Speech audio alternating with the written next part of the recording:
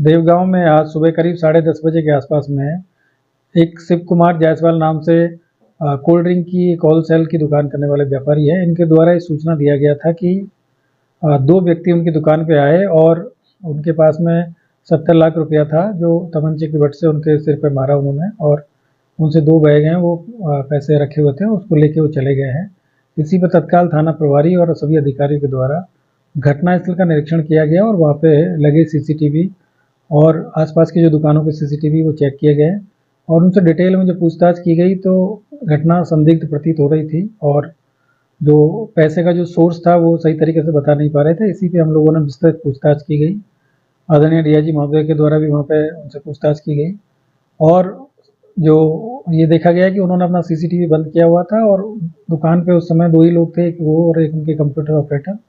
इन दोनों से जब अलग-अलग पूछताछ की गई तो कुछ चीज़ें संदिग्ध प्रतीत हुई और फिर बाद में जब पूरा हमने जांच पड़ताल किया गया तो ये जानकारी प्राप्त हुई कि उन्होंने 2 बैंक हैं, एक एक्स्ट्रा कैप के नाम से एक फाइनेंसिंग बैंक है और दूसरा बैंक है। उन दोनों बैंकों से इन्होंने मिंटीफाई के नाम से एक और बैंक है, इन दोनों बैंकों से करीब 1 करोड़ 5 लाख रुपए का लोन इन्होंने 2023 और 24 में लिया था,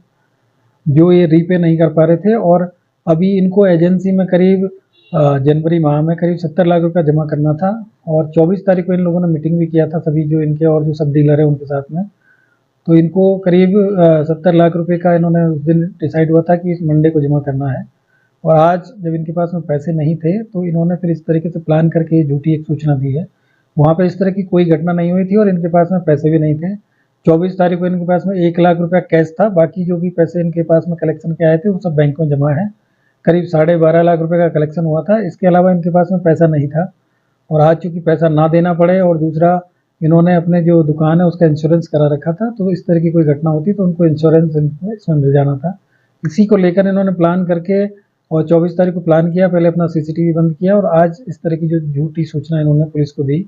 जिस पे हम लोगों ने पूरी पूछताछ की गई और पूछताछ के बाद में ये सब चीज़ें सामने आई कि इनके पास में पैसा था नहीं और जो पुरानी इनकी देनदारियाँ हैं वो भी इनके पास में कई लोगों का कर्जा था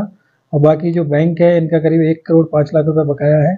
और ये जो एजेंसी के नाम पे जो पैसा इनको देना था वो भी ये कलेक्ट नहीं कर पाए थे अपने डीलर से। तो उसी तरीके से उन्होंने प्लान बना के और आज ये सूचना दिया और फिर उसके बाद में पुलिस को बताया गया और अपने ऊपर थोड़ा इन्होंने खुद ही मार के और चोट भी पहुंचाया गया और फिर उसके बाद में अपने आप को हॉस्पिटल में ले जाके और फिर इन्होंने तो सूचना दिया था। तो ये अभी इनसे सारी चीज़ें जब इनसे पूछताछ की गई तो इन्होंने इस चीज़ को स्वीकार किया है कि इन्होंने अपने व्यापार में घाटा जाने की वजह से और तमाम समस्याओं को लेकर इस तरह का प्लान करके एक झूठी सूचना दी थी। इसमें विधिक कार्रवाई की जा रही है और बाकी जो तथ्य हैं उनके आधार पर इसमें आगे की कार्रवाई की जाएगी। जिस तरह से पुलिस को गुमराह किए रहे, काफी झूठी सूचना 112 तक भी थी, इसमें महिला स्टाफ भी थी, उसका भी रोल था, तो पुलिस के लिए कितना चाहिए था और कैसे पुलिस को कामयाबी मिली इस पे? देखिए, बहुत ही आज के टाइम पे इस तरह की जो घटना है वो बिल्कुल भी एक्सेप्टेबल नहीं है और हम लोग लगातार इस तरह का पुलिसिंग इस तरह से करते हैं कि कोई इस तरह के जो अपराधी है वो ना हो और अपराध ना हो, अपराधी इस तरह के ज़िले में ना रहें। तो ये देख के थोड़ा-सा हमको भी ये लगा था कि इतनी बड़ी घटना हुई है और वो भी सुबह-सुबह इस तरह की जो घटना हो गई है, वहाँ आस-पास के सभी दुकानों में भी सीसीटीवी लगे हुए थे और मौके पे जो लोग थे उनका भी ये कहना था कि इस तरह की कोई घटना हमारी जानकारी में नहीं आई है। तो इन लोगों ने जो पूरा प्लान किया था 24 तारीख को इन्होंने शाम को कैमरा अपना बंद कर दिया था, उसका प्लग इन्होंने निकाल दिया था और ये बताया था कि कैमरा हमारे कई दिनों से ख़राब है। उसको भी जब चेक किया गया तो जानकारी मिली थी कि इनके द्वारा ही उसको बंद किया गया था और बाकी इनके जो आम शोहरत है वैसे ठीक थी, लेकिन जो व्यापार में इनको काफ़ी दिनों से घाटा चल रहा था,